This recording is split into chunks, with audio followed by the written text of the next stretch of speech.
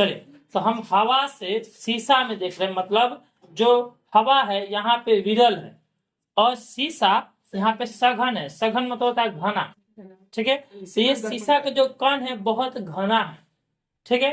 और हवा का कण क्या है, बहुत, इसके मुकाबले में हमारा हवा का कण सघन विरल है और ये क्या है, सघन है। तो जब हम प्रकाश को एक माध्यम से दूसरे माध्यम में गुजारते हैं तो वो अपने रास्ते से कह जाती है, विचलित हो जाती है, अपने रास्ते को बदल देती है।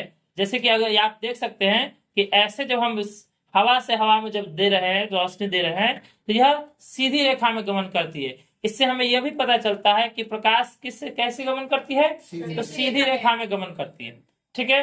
अब हम इसका जो डायरेक्शन है, दिशा है, वो बदल रहे हैं और हवा से शीशा में, मतलब विरल से सघन की ओर दे रहे हैं। तो भी ध्यान दीजिएगा, जो रोशनी है वो हाथ पे ही बनेगी।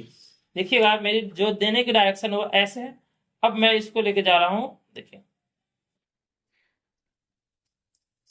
जाना चाहिए था इस रोशनी को ऐसे, लेकिन अब क्या है कि हवा से शीशा में गया, विरल से सघन में गया, जिसकी वजह से इसकी दिशा जो हो गई बदल गई, इसकी दिशा बदल गई और दिशा अब वहां पे वो रोशनी जा रही।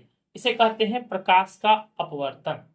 इसे क्या कहते हैं, प्रकाश का अपवर्तन। जब प्रकाश की किरण एक माध्यम से दूसरे माध्यम में जाती है तो वह अपने रास्ते से विचलित हो जाते हैं या अपने रास्ते से भटक जाती है। यह घटना प्रकाश का अपवर्तन कहलाता है, ठीक है।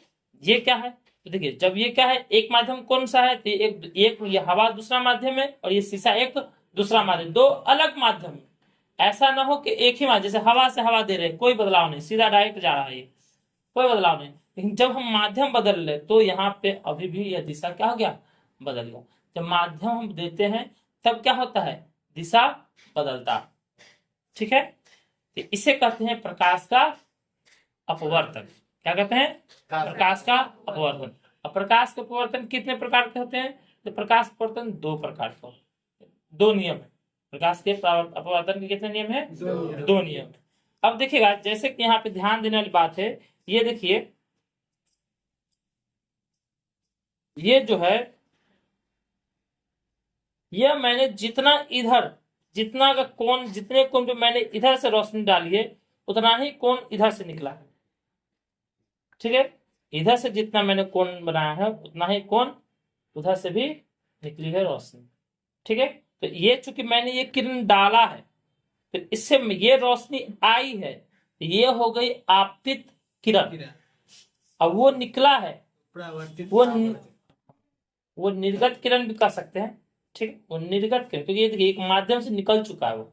लेकिन अपवर्तित किरण का होगा, तो ये आपतित किरण, और चूंकि यहां से बदल के यहाँ देखिए, ध्यान दीजिए तो एक डॉट यहाँ भी दिख रहा है, एक डॉट यहाँ भी है, ठीक। तो ये हुआ अपवर्तित किरण और इसके मुकाबले में वो हुआ निर्गत किरण, ठीक है। ये हुआ आपतित किरण, ये हुआ अपवर्तित किरण।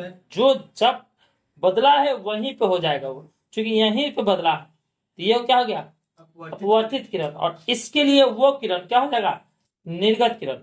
अब जब इस वाले, अब जब मान लो कि अगर अब ये हम इसको आपतित लिए, इस वाले को आपतित ले रहे, तो ये हो जाएगा क्या, अपवर्तित, क्योंकि इसको जाना चाहिए था ऐसे, अब ये ऐसे ना जा करके ऐसे गया, तो इसके लिए ये हो जाएगा अपवर्तित किरण और इसके लिए ये क्या है, निर्गत किरण, ठीक है।